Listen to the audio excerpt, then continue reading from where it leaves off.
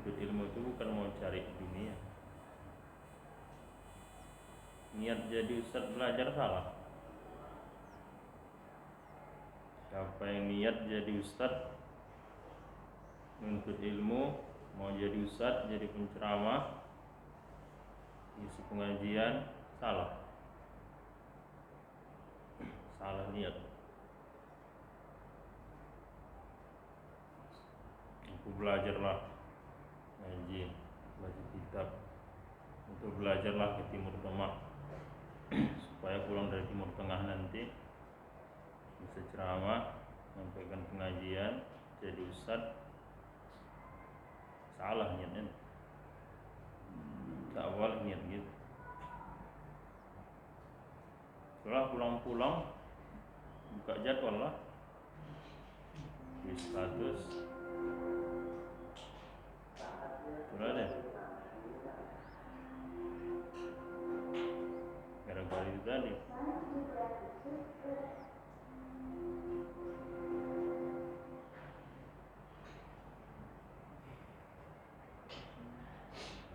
Saya tak ada buat gitu.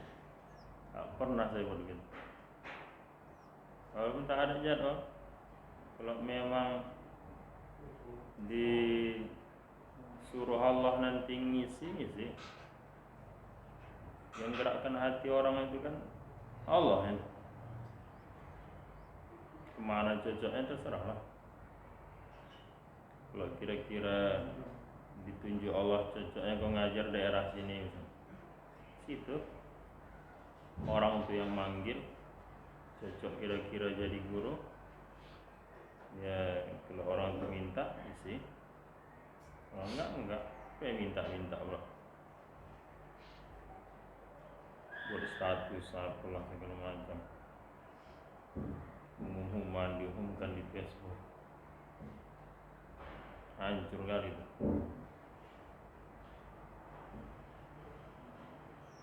Dan yang begitu itu sebetulnya minta ada ilmu ya itu. Kalau dia ada ilmunya tak begitu. Termasuk juga buat alhamdulillah sudah selesai ngisi kuliah subuh masjid ini, masih kayak diumumkan itu. Tapi ikut status kan. Alhamdulillah besok masih. Itulah jadwal hari ini, kuliah subuh di sini, kajian duha di sini gitu. Lepas zuhur ngisi pengajian emak-emak, habis asar perwiritan emak-emak, habis maghrib kajian, habis sisa kajian buat status. Apa ibu buat kalau gitu? Supaya orang tahu bahwa ustaz ini ustaz hebat ini gitu. Tak ada itu. Jadi kalian jangan buat begitu. Mau dipanggil orang mau tidak, yang penting belajar, bukan niat jadi ustaz. Supaya tak bodoh agama, supaya dapat ridha Allah itu ya. Kalau niat jadi ustaz, itulah nanti tamat selesai, mana tempat ceramah nih? Saya pelosok sana banyak tuh tempat ceramah. Kalau mau ceramah ke pelosok sana, tiap hari ke sana, dan tiap hari 5 waktu sekali pun mantap kalau bisa. Tak usah pulang-pulang, ceramah aja. Tapi tak ada pula honornya. Jadi yang dicari ini sekarang, mau memang betul-betul dakwahnya ceramah, mengisi pengajian, mencerdaskan umat, atau mau cari duit buat status Facebook, buat jadwal kajian, mana ngisi posting gitu kan. Baru selesai kajian perwiritan mak-mak, apa tujuannya tuh? Ada guru-guru kita tak ada begitu. Orang-orang orang ustaz baru-baru jadi sekarang nih banyak gitu. Baru selesai ngisi khutbah Jumat di masjid ini, posting-posting gitu bang, supaya nampak kalau dia tuh bisa jadi khatib gitu, supaya nanti orang pun undang dia untuk ngisi kajian gitu kan.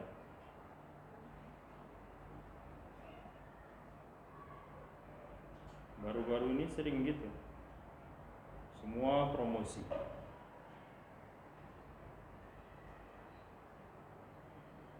Dan tak ada manfaatnya juga. Apa yang manfaatnya coba aja? Apa kira-kira manfaat supaya membuat orang sadar taubat, bisa gitu?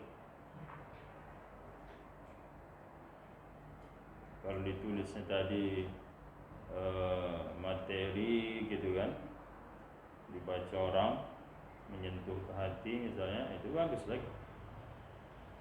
Ini bukan itu dia, foto sekali tulis baru selesai khutbah Jumat di masjid ini gitu kan.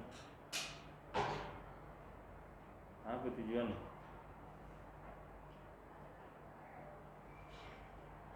Promosi lah. Lain.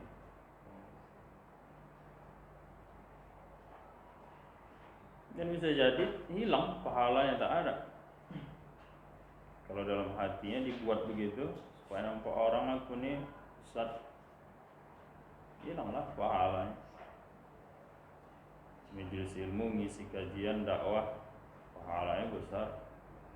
Tiba-tiba timbul riya, supaya tengok orang, buat postingan, hilanglah pahalanya.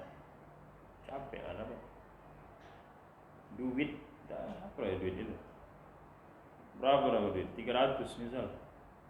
Belanja ke Simpang Limun, beli ikan habis. Masuk ke mall, kurang 300. Beli pakaian sebiji dapat. Boleh duit. Pahala hilang. Berapa banyak mendapat duit misalnya, itu tak seberapa besarnya dibanding dengan pahalanya. Jutaan misalnya dapat, padat jadwal misalnya, tak seberapa itu dibanding hadiah dari Allah untuk akhirat, pahalanya. Jika udah hilang pahalanya gara-gara riya, tak ada guna itu duit.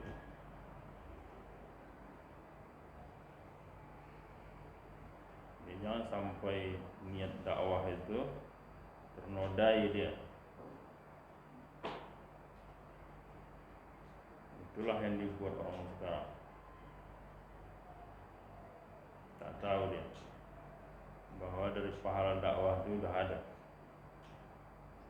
Dari segi tauhidnya, kalau memang dia punya ilmu, pasti Allah arahkan dia kemana untuk mengisi pengajian, melalui mulut-mulut orang yang mengundang dia lah. Jadi kalau dia memang tak ada ilmunya, gimana orang mau memanggil dia ngisi kajian? Dipanggil pun melawak-lawak aja lah. Tak ada membuat hati itu jadi bersih. Habis pengajian, gosip juga emak-emak tuh, cakapin, ceritakan orang juga emak-emak tuh. Apa hasil pengajiannya? Sholatnya gitu juga, kesalahan juga. Hasil pengajiannya apa? Ada. Kenapa? Karena ustaz yang panggil ilmunya tak seberapa, cuma karena tenar namanya aja misalnya. Ustaz kondang misalnya panggil orang, karena banyak jadwalnya aja. Ustaz kita, guru-guru kita banyak yang alim, baca kitab, ngisi pengajian gitu kan. Tapi tak ada mana ceramah ke sana ke sini, tak ada. Penting ngaji, buka kitab, dapat ilmunya. Tahu kita selama yang rupanya salah, begini yang betulnya gitu. Jadi hasil ngaji itu ada, bukan capek aja.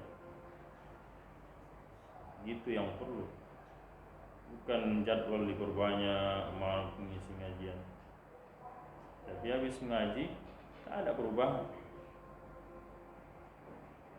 Sholat subuh kesiangan juga, apa gunanya? Tapi udah ngaji.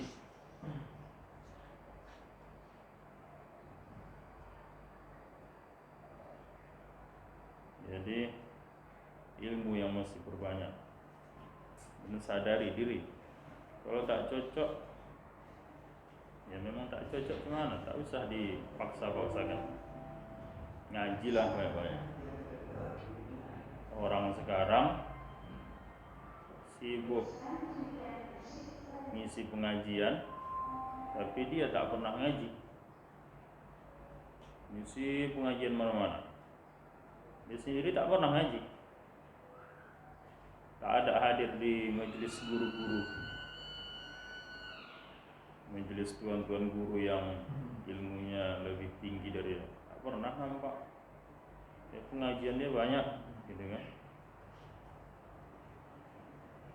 Ceramah pun, karena saking banyaknya isi pengajian, dia sendiri pun tak pernah sempat baca buku. Ya gitu-gitu aja lah. Mungkin isinya kadang melawak-lawak, tawa-ketawa. Apa yang dapat?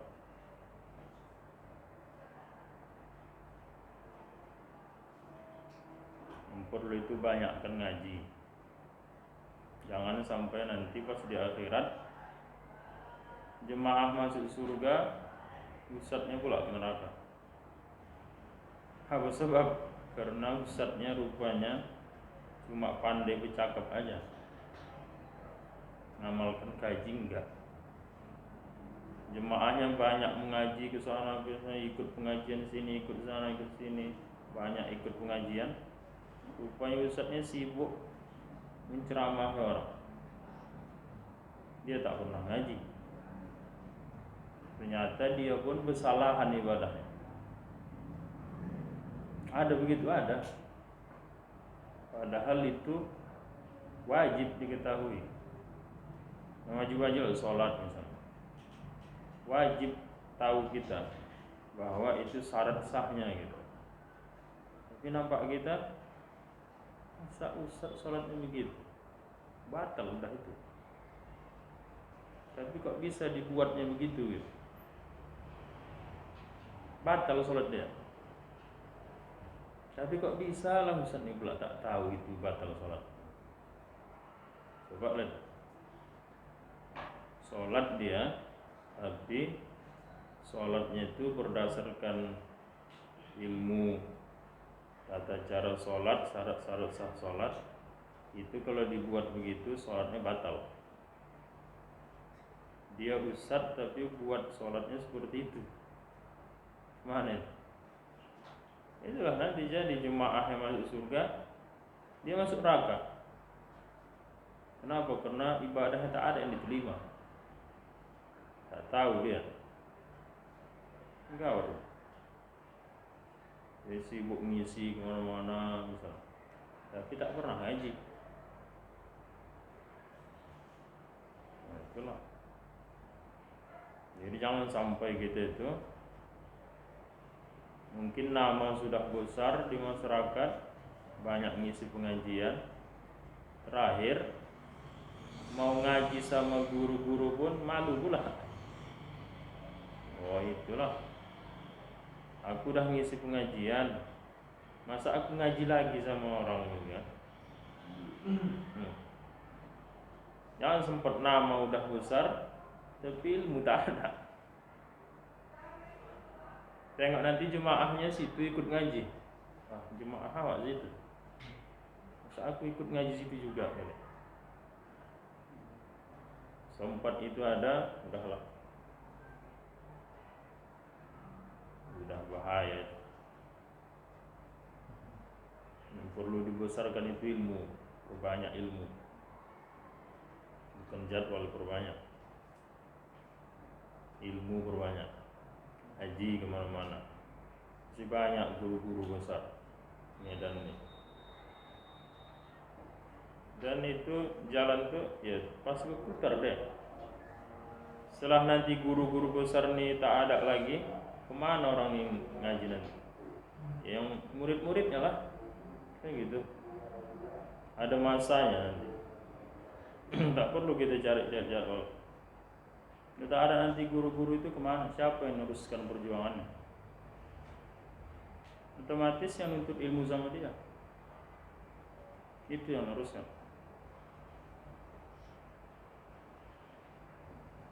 Untuk masa ini ya guru-guru kita lah ngajar. Mungkin nanti setelah itu tak ada guru, otomatis yang meneruskannya murid-muridnya. Siapa lagi? Coba kalau tak ada yang belajar sama guru tadi, dapatlah ustaz-ustaz yang tak jelas aja.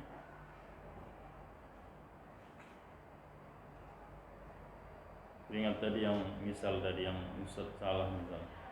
Apa misalnya? Contoh misal. Satu aja misal. Banyak juga yang lain sebetulnya. Kalau sujud itu mesti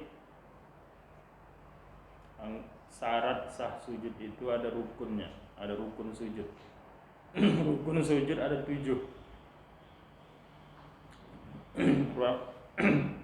Jadi mungkin selama ini kita yang tahu rukun sholat aja 13. Sujud pun ada rukunnya. Sholat tidak sah kalau rukun yang 13 itu salah satunya tak terpenuhi, batal sholatnya, tak sah sholatnya. Sujud juga begitu. Sujud tidak sah kalau rukun sujud tak terpenuhi. Satu saja rukun sujud tak terpenuhi, sujudnya batal. Kalau batal sujud, batal sholat. Sujud kan rukun sholat. Apa rukun sujud? 7. Kening atau dahi 1. Kemudian 2 telapak tangan. Kemudian 2 lutut. Kemudian 2 perut kaki. Perut kaki itu apa namanya? Jari-jari kaki atau perutnya gitu. Itu rukun sujud. Jadi banyak orang sujud itu kakinya terletak aja begitu. Terletak aja.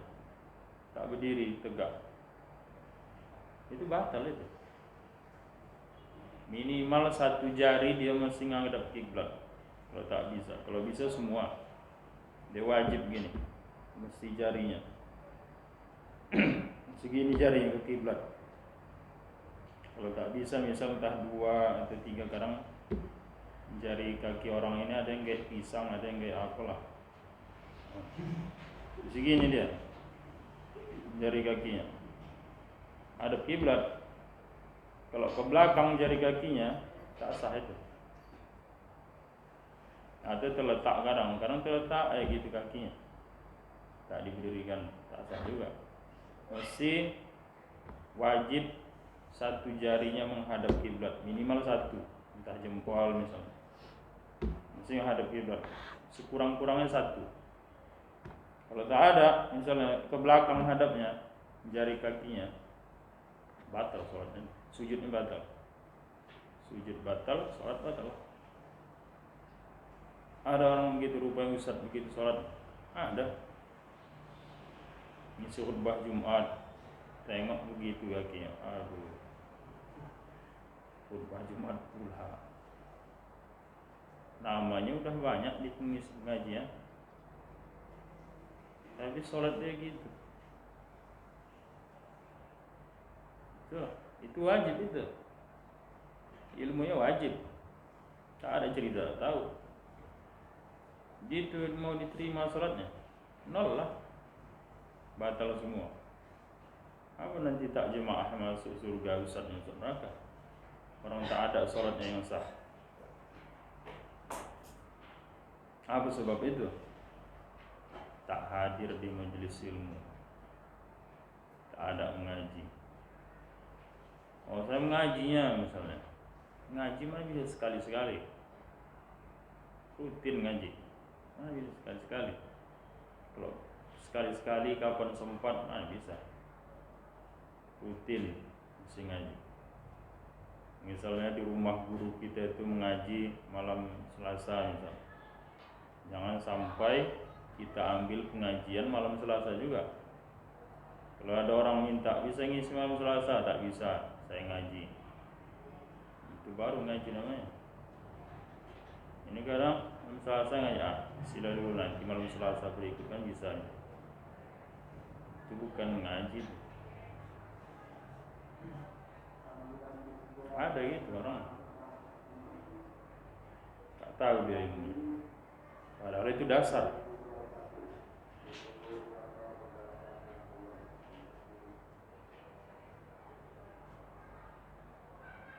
Makanya jangan sampai nuntut ilmu itu karena mau jadi ustaz, tapi nuntut ilmu supaya ibadah bagus, supaya dapat ridho Allah. Masalah entah di Allah takdirkan ngisi pengajian, itu Allah yang buat. Yang paling diniatkan itu adalah supaya ibadah bagus, supaya dapat ridho Allah, supaya tak bodoh agama. Itu niat untuk ilmu. Jadi ustaz tak boleh niatkan. Allah atur sendiri itu. Allah yang ngaturnya, jangan kita atur-atur. Allah yang ngaturnya. Termasuk juga bukan mesti pengajian yang di majelis taklim luar sana. Belajar di kampus itu kan untuk ilmu. Sama juga niatnya. Semua lah.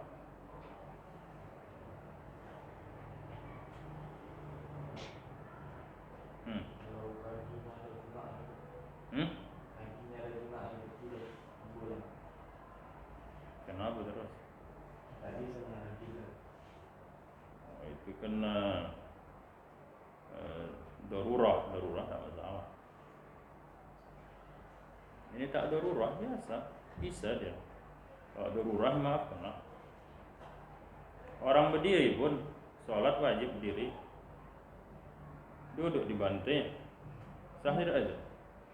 Sah, kenapa tak bisa dia berdiri? Berdiri itu wajib bagi yang sanggup. Sanggup dia berdiri tapi dia duduk di kursi misalnya, itu tak sah sholatnya. Banyak orang sekarang ini duduk di kursi, tak sah itu sholatnya itu. Apa sebab? Tak mengaji juga lah. Dia sanggup berdiri, tapi sholat dia di kursi, duduk, sah itu? Tak sah itu.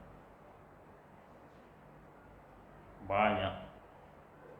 Apa buktinya kalau dia itu sanggup berdiri? Berjalan dari masjid. Berjalan dia. Sampailah begitu sholat menghadap Allah, duduk di bantai. Sah itu? Tak sah. Yang boleh duduk itu kalau tak sanggup berdiri. Kalau masih sanggup berdiri, tak sah sholat duduk.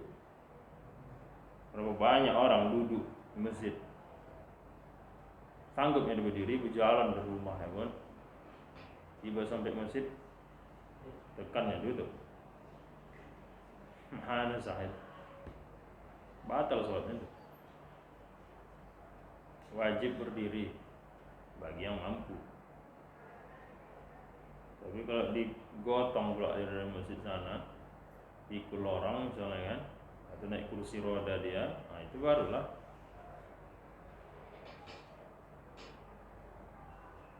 Berapa banyak itu di masjid. Bahkan di masjid itu pakai kursi pula lagi disediakan. Tak penting kali itu. Ini aneh juga sekarang. Masjid menyediakan kursi untuk tempat orang duduk. Apa yang dia sediakan? Tak penting itu disediakan. Duduk aja bawah dah. Malah kalau dia duduk di kursi, tak bisa dia sujud. Kalau seandainya duduk di bawah, bisa nggak dia itu sujud? Bisa. Gara-gara duduk di kursi, bisa sujud ke bawah. Makanya kursi masjid tak perlu disediakan. Orang dia bisa duduk bawah. Bahkan orang kalau disediakan kursi, itu tadilah bisa dia berjalan dari rumah. Tiba-tiba dia sampai kursi, ada pula kursi situ kan. Duduklah dia. Kalau dia bisa berjalan, tapi pas mau kalau ada sujud khusus kan, boleh dulu kan?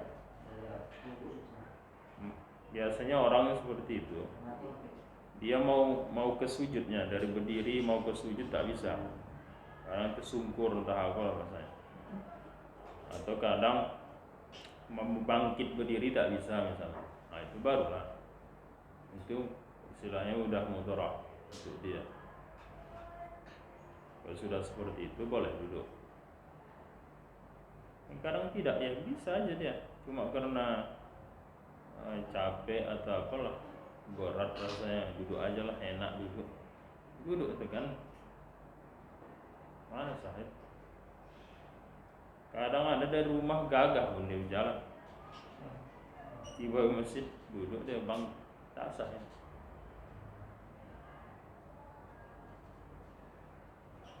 Itu tadi lah mengaji, mungkin mengaji sering, cuma ustadz yang didengarkannya melawak-lawak, tak dapat ilmu. Ilmu yang begitu dapat yang ngaji pakai kitab, ada kitabnya, nah begitu baru dapat dia. Kalau mengaji ustadznya tak ada kitabnya, mana dapat itu? Tak ada ilmu yang dapat itu. Ustadz itu dari mana dapatnya kalau tak dari kitab? Ustadz tak tahu baca kitab, mana lah, tak dapat. Yang ada penjelasan begitu di kitab-kitab kuning. Kalau kitab-kitab bahasa Indonesia tak ada dijelaskan begitu rincinya. Itulah salah. Kadang yang anehnya juga, ada ustadz yang salah, kita kasih tahu itu salah ustadz, begini apanya gini, tak terima dia. Coba lihat, tak terima dia. Pernah saya kasih tahu itu ada orang, nampaknya ustadz ini bisa lah dikasih tahu gitu. Saya kasih tahu, dibuatnya pula alasan. Wah, tahu saya begini ya tuh, boleh kalau misalnya gini. Dari mana jalan? Asal aja ya dia. Karena dianggapnya dia udah ustadz, masa masalah itu kok bisa tak tahu gitu kan? Masalah sepele gitu. Diingatkan saat terakhir, karena dia merasa diri udah ustadz, tak terima diingatkan. Tadilah penyakit. Jadi kita ini jangan sampai merasa diri itu ustadz. Jangan pernah, apalagi ngaji sama guru. Ngaji kita sama guru, tinggalkan nama ustadz itu. Aku bukan ustadz, aku murid. Siapa yang mengaji, hadir majelis taklim, ngaji dia sama seorang guru, tapi dia masih merasa dalam dirinya aku ini ustadz, tak masuk ilmunya, tak berkah. Kalau ngaji sama guru itu mesti aku merasa murid, aku bukan ustadz, aku murid. Tinggalkan, buang pakaian ustadz itu. Jangan merasa bangga. Kalau misal guru salah, misalnya salah ustadz kita, guru kita nyampaikan, jangan kita protes, sampaikan dengan dalil-dalilnya misal gitu kan. supaya guru kita itu tahu kalau aku pun hebat, gitu kan. Ada orang begitu, ada. Depan gurunya sampaikan, sehingga supaya guru itu pun supaya menengok aku pun tahu juga, gitu kan. Itulah gara-gara itu tadi dia merasa dirinya udah ustad, sehingga dikasih tahu pun supaya dia tak tersalah terus, gitu kan. Yang kita bagus, tak terima dia. Yang udah masuk ustad itu ke dalam hatinya, saya lah.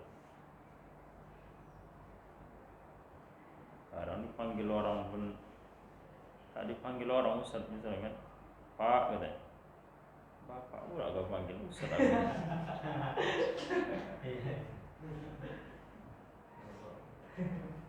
Gak ada penyakit.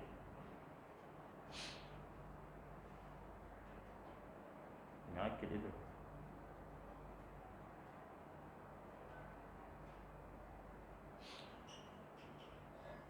Tuan Abdul Halim itu kan istilahnya guru daripada ustad-ustad loh. Karena banyak yang ngaji itu ustad-ustad semua. Rata-rata ustad-ustad yang ngaji. Ada penuh. Kadang rumah majelis taklim itu sampai keluar, tak muat, paksa di luar sana, di halaman ngajinya, makin banyak. Tapi tetap beliau bilang, manggil dirinya, panggil saya bapak, gitu aja dah. Karena kalau beliau sebut dengan pun bapak katanya, dia sebutnya bapak, bukan ustaz. Sudah begitu alimnya. Bahkan banyak orang bilang beliau itu wali. Tetap bilang bapak, tak ada ustaz. Bapak. Gitulah. Jadi kalau sempat masuk nama gelar ustaz itu ke dalam hati, penyakit itu dah. Itu yang bahaya. Ilmu tak seberapa, tapi seolah-olah namanya sudah besar, sudah hebat, gitu kan. Ternyata yang begitu-gitu pun, yang mudah-mudah, yang wajib-wajib mesti tahu, tak tahu pula. Itulah yang kita khawatirkan, takut nanti jemaah masuk surga, ustadznya kenapa? Tak tahu dia salah. Karena sibuk mengisi pengajian aja, dia tak pernah ngaji, tak sempat waktu yang ngaji, masih sibuk mengisi pengajian. Kenapa sibuk? Karena ada duitnya. Kalau ngaji tak ada. Itu aja masalahnya, duit. Kalau mengisi pengajian dapat duit, kalau kita ngaji tak ada duitnya. Tapi kalau mungkin, misal siapa yang hadir dikasih duit 500.000 misal, oh, ramai lah mungkin tu ya. Tapi tak ada pula gitu. Ngisi pengajian dapat duit, itu ya. Sehingga tak sempat lah ngaji, nyari duit. Kalau ditanya salahkah ngisi pengajian dikasih duit kita terima, salah enggak? Sebenarnya tak salah. Ya, guru itu juga mesti dimuliakan. Dapur dia juga mesti kita perhatikan, jangan sampai pulang pengajian tak berasap dapurnya istilahnya kan. Tak ada dia masak, tak makan anak istrinya. Oh enggak lah, bukan malaikat Ustaz pula. Mesti kita pikirkan juga kehidupan dia gitu. Makanya kita kasihlah dia uang. Tak mungkin pula nanti kita ini 3 bulan ini libur dulu lah ya, kata Ustaz. Kenapa libur Ustaz? Mana lah tak berasap dapur, tak ada yang mau dimakan anak istri. Saya beladang dulu lah 3 bulan nih. Setelah 3 bulan baru kita lanjut ngaji. Gitulah nanti. Jadi supaya Ustaz itu tak kerja lagi, ya kita kasihlah hadiahnya. Itunya. Jadi hadiah itu jangan diniatkan. Mau dikasih orang itu mau tidak, terserah. Penting dakwah. Cuma kita yang jadi murid, kita yang jadi pendengarnya, jemaah, kita yang mesti prihatin sama guru itu. Mesti kita pikirkan. Ya tak masalah. Kalau dikasih misalnya sekali mengaji 2 juta kasih Ustaz, bagus. Nah, gitu buat guru. Yang Pak sekali mengaji berapa? 100.000. Mana Ustaz mau kasih makan anak istri? Makan juga bukan malaikat. Cuma kita yang jadi guru, ya niatkan itu. Kita yang jadi murid, masih mengusahakan itu, memuliakan guru. Menjadi guru ini sekarang salah.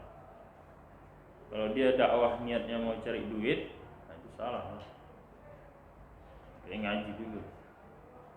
Kalau mau cari duitnya khutbah Jumat, itu juga nanti begitu turun dari mimbar, selesai jadi imam, pulang lupa nazir nyala enggak?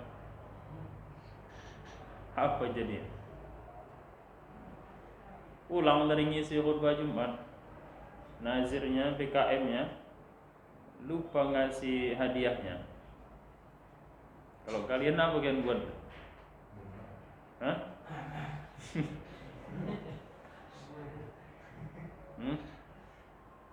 Gimana? Kalian diam kan saja kah? Atau kalian telepon? Hah? Ikhlas. Kalau ikhlas tapi rapat gigi itu udah apa ya Ustaz? Ingat. Udah ikhlas tapi gigi rapat juga. Orang ikhlas itu bukan gitu. Ikhlas itu ibaratnya seperti buang kotoran. Itulah ikhlas. Udah campak dia keluar di belakang, sayang kali Pak. Ada begitu lagi. Durian tadi kemakan itu ada sayang begitu. Ada. Itulah ikhlas. Jadi kalau misal lupa, udah cocok gitulah. Kalau ikhlas masih ini dalam hati, kalau pula BKM pakai lupa-lupa pula itu udah ternoda ikhlasnya. Begitu pun pernah saya tanyakan sama guru, mana kalau seandainya kita isi kajian khutbah Jumat misalnya gitu kan, tak apalah terserah, lupa orang tuh ngasih hadiahnya, kita ingatkan atau tidak? Ada sebagian orang diingatkannya, Assalamualaikum, ada yang lupa dari gaya Pak. Ada yang lupa kayak yang tadi gitu. Diingatkan ya gitu. Bahkan ada itu yang parah tuh, ngisi acara maulid atau Isra Mi'raj. Biasa misalnya entah 1 juta misal gitu kan, tiba dibuka gopek misal, telepon, ini kok gopek ini, apa tak salah ini gitu.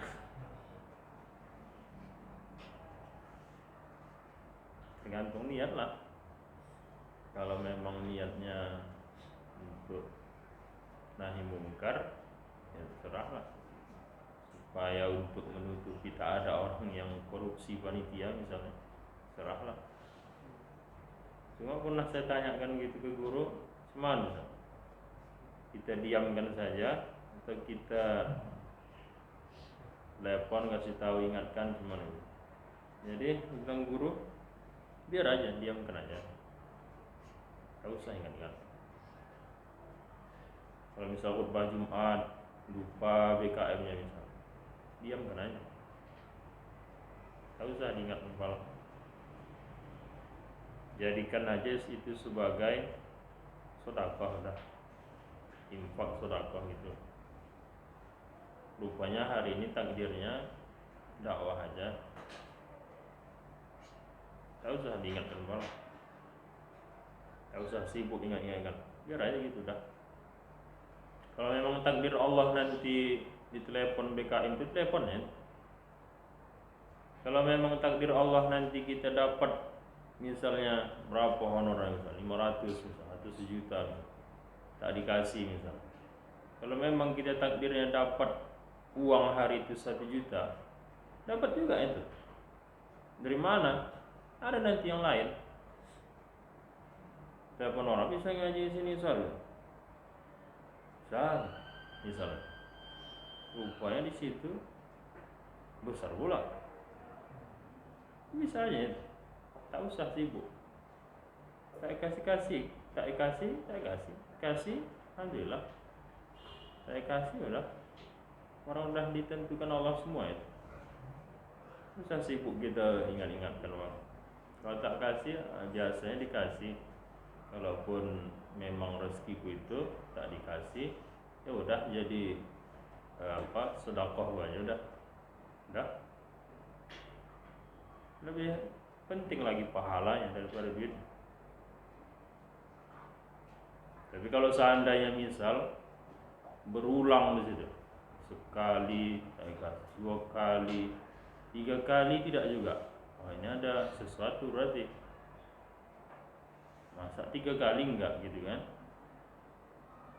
Jadi niat pun paling untuk mencegah kemungkaran lah. Mungkin ada yang berbuat jahat gitu kan. Untuk menolak itu supaya tak terus berkelanjutan dia berdosa, buat kejahatan. Nah, niatnya itulah boleh. Bukan niat mau hadiahnya, tapi untuk menolak kemungkaran, nahi mungkar. Mungkin di sini ada orang bermain, diambilnya honor tuh gitu kan, untuk dia, itu kan mencuri dosa. Nah, untuk supaya menyelamatkan dia agar tak terus berbuat dosa mencuri, nah, niatnya itulah. Kalau memang berulang terus begitu, berarti ini bukan lupa, ini memang sengaja berarti. Jadi kalaupun kita kita ingatkan, ya niatnya supaya dia tak terus lanjut berbuat dosa. Itulah.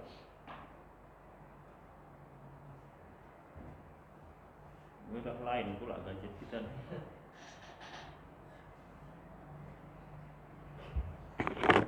Gara-gara lama kan tadi masuk, kemana jadinya? Oke, kita tulis. Yang lalu terakhir fi'il sulasi.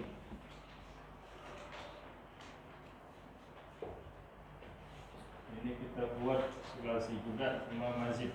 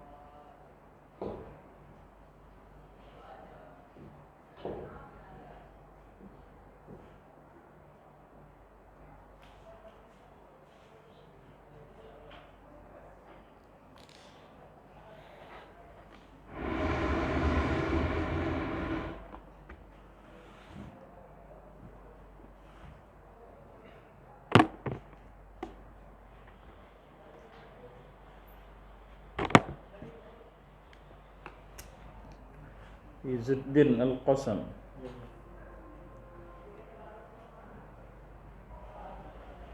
Muhammad Amraldin, Safrul Sitanggang, Zainuddin Al-Arifin, Raja Haikal, Fauzan Filiang, Muhammad Fahmi, Ahmad Fauzi, Adib Al-Farabi, Yusail Zikri, Alfan Fadil, Habibullah Abdul Zafar, Rizki Ananda, Muhammad Ihsan,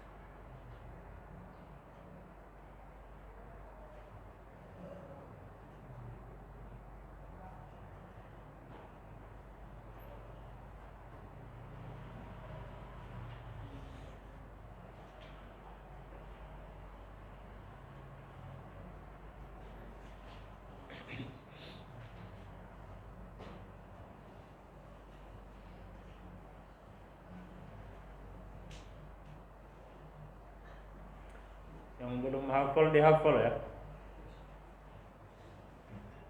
sama yang lalu juga mesti hafal, wajib,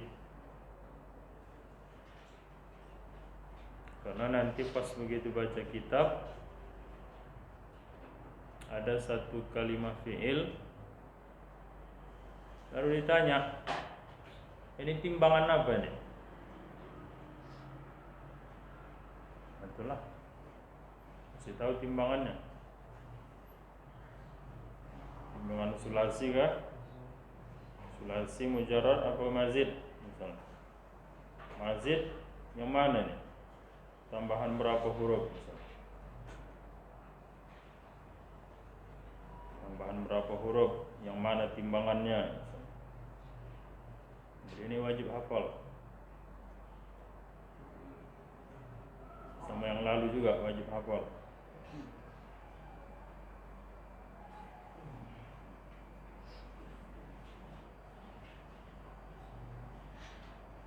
Jadi kalau sorob di situ pertanyaannya, kalau nahu lain lagi pertanyaannya.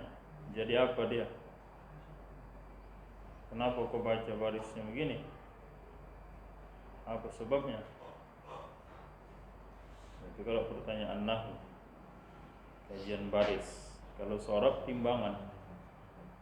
Ini kalimah timbangan mana ini? Makanya ini wajib hafal.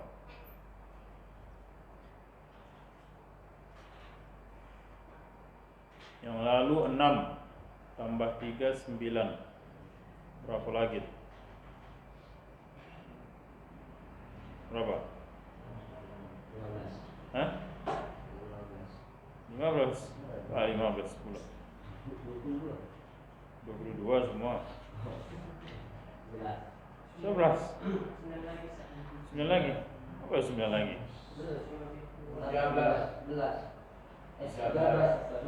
13. Nah.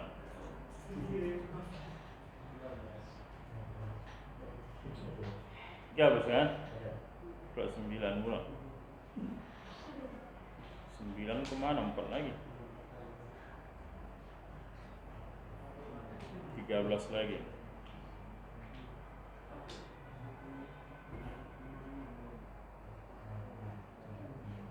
wajib hafal.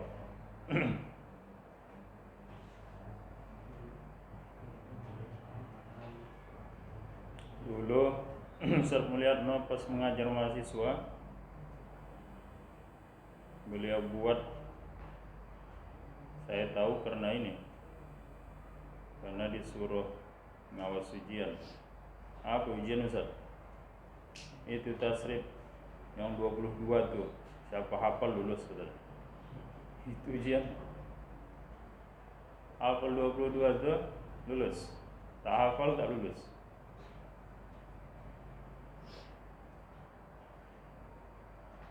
Jadi ujian karena wajib ya. Jadi ini wajib dihafal, jangan sampai tak hafal.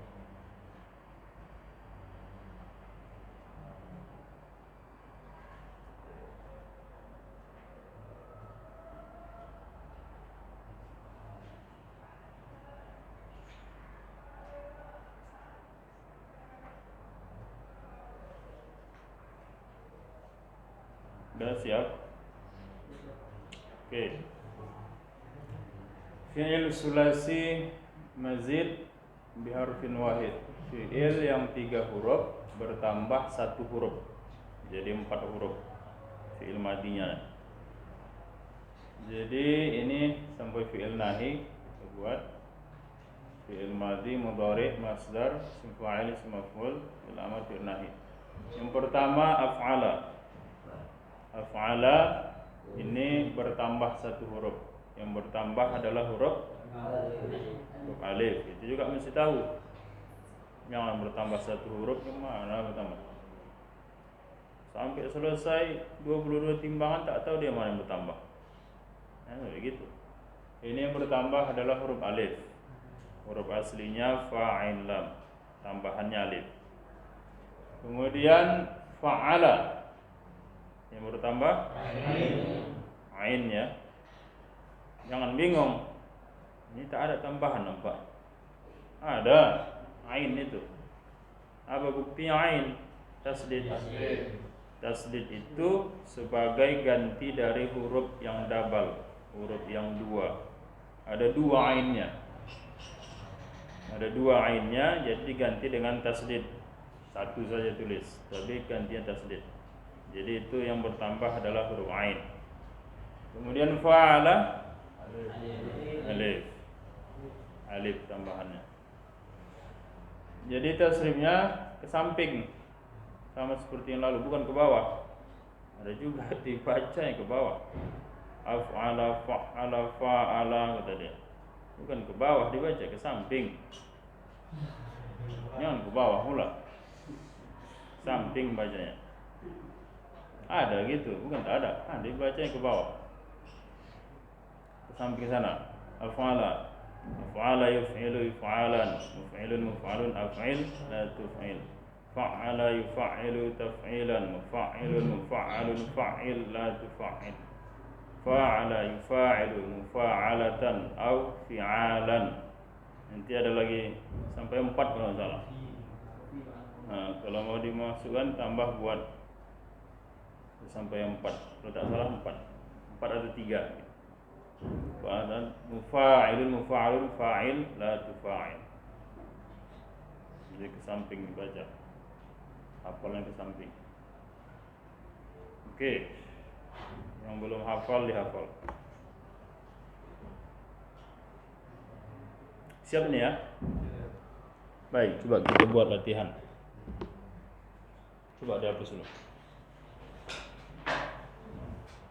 Yang dihapus ini aja. Fi'il madhi, mudhari, masdar itu yang tak usah dihapus. Timbangannya saja.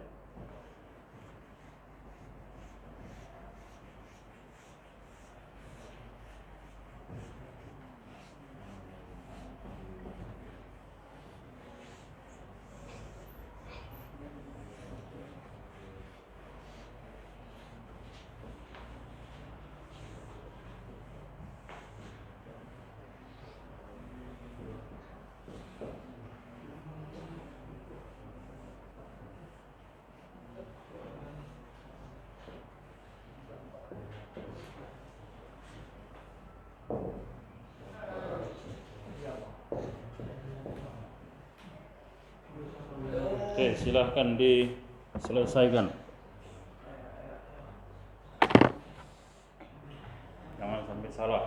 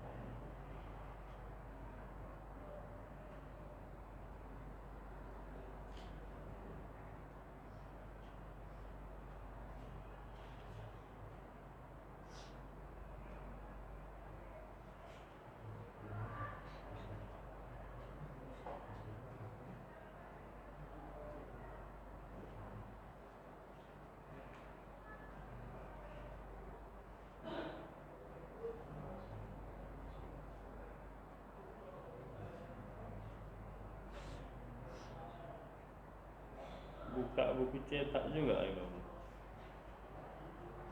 Ayo buka itu.